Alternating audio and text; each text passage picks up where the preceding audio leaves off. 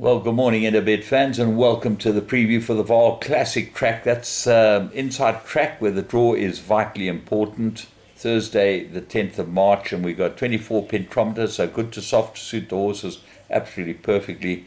No sign of rain today. 4-meter false rail at the 625-meter mark. And we kick off with race 1, which is a 1450 maiden plate.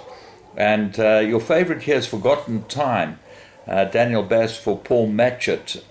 Got form, but I don't think there's any value in it because I think that this quite difficult, this race. Lady Ossia has been very, very disappointing. I fancied her last 2 runs. She's shown nothing. She now goes extra distance. That may be what she's looking for, but she just looks like one of those that doesn't put it in. So today's her day. If she doesn't do it today, she's got no chance. Count Pablo, number 2, looks to me like a big runner. Gets a good rider in Goodman Damasani, my brother.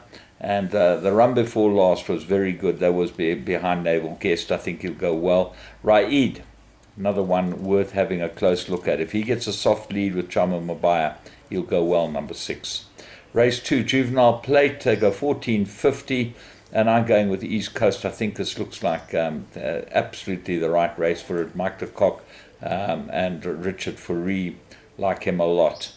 What about Elijah Blue? Might be the danger. Well, with the scratching of Vasilikos, I think that might be the only one. So we move on to race 3, which is the Maiden Plate Phillies and Mares. They go 1600 meters. The favourites, Fashionigma, and got to have a huge chance. Richard Fourie gets the ride for Sean Terry. Drawn in the middle, which is not in his favour, so there might be more value with a couple of others. Arabian Sky, one good run. Go back 3 runs ago, and that was a very good run of Arabian Skies. Mix the Magic. I think there's a good each-way bet. Drawn 1. Dennis Schwartz gets the ride on number 4, Mix the Magic, for Philip Labashkachny, and I think that this could be the answer. His last run and the 2 runs ago were good, but the run over 1400 meters, no good, but maybe the rider wasn't good enough. Toto's Dream, another one to have a very close look at because Diego de Gavea has jumped on this one rather than Stuart Pettigrew's runner Arabian Sky. That is a very big jockey booking for Toto's Dream. He did ride it last time and he stuck with it, so I think Toto's Dream might be the big danger. Race 4, Maiden Plate, 1000 meters, and I'm going with Maradiva strongly. The Paul Peter runner, Warren Kennedy, number 1. Last time went to Scottsville, not too good, but will be much better now. Big danger is full automatics. That's number 3, Brett Weber, Jeffrey Sasti. The last run was very good, and this looks like absolutely perfect for full automatics, and I would think that that's the one they've all got to beat. 5, Earl of Cardigan, better this time. Van Rensburg gets a ride. Backburner's got to have a chance, Double Magic a chance, and then have a close look at number 13, Floriana Island. Paul Match's runner gets Muzieni. The run before last was very good. Now gets a chance to take on a relatively weak field, and I think that they will give Floriana Island a chance, but maybe looking for a little more ground. Race 5, 1000 meter, merit rated 96. Mufasa comes back from a gelding, and if he's ready, he'll be very hard to beat. He's got very good form, this horse. If you go back and have a look at some of that form, it's outstanding. Retallick looks like the main danger with Irfan's Boy. There are only 5 runners in the race now, but it still should be very competitive. Race 6, merit rated 80, they go 1000 meters. And Esquivel, well, broke through the pins last time. Gavin Larena has stuck with this horse. He doesn't look like an easy horse to ride, and certainly not easy at the pins. So Clinton Binder will have done a bit of work with him, number 5, Esquivel, but he's packed with ability. And if he behaves, he should be able to put this field to bed. There's nothing much in here. Frontline Fighter, On Cue, and Grogieri, number 7, the stable companion, got chances. Race 7, merit rated 66, they go 1000 meters. Imposing Angels, your favourite, and looks well rated here off a 71. Very interesting. Paul Peter's got a hell of a card today. He's got like 5 or 6 that can win, and this is another one. What of the rest of them? I thought Edward Longshanks and Ala Le Bleu, Soweto Rose might improve. They look like the main dangers. True Brit gets Chase Moujon. Look for improvement from this one too.